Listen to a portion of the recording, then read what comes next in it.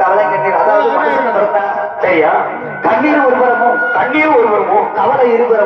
இருபுறமும் அதான் கண்ணீர் ஒருபுறமா இருந்தாலும் கவலை ஒருபுறமா இருந்தா 10 மாசம் சம்பந்தப்பட்ட நம்ம தாய் நம்மளை விட்டு பிரியும் போது நம்ம தாய் நம்மளை விட்டு பிரியும் போகும்போது அந்த செல்லமகன் நான் மனசுக்குள்ள அழுதுட்டு இருப்பாங்க மனசுக்குள்ளேயே அழுதுகிட்டு இருப்பாங்க அந்த பெண்ணடி மகா அந்த பெண்ணடி மாவா கண்ணீர் கண்ணீர் கிடக்காது ஆமா கடல் வத்துமா கடல் வத்தாத கடல் வத்தாத செல்வம் அந்த பெண்ணடி மகா கூட அப்படி கிடையாது அந்த பெண்ணடி மகன் அப்படிதான் மனசுக்குள்ள கிடக்க விட மாட்டான் மனசுல இருக்காது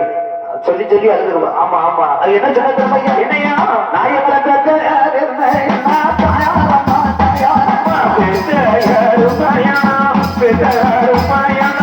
தாயாரம்மா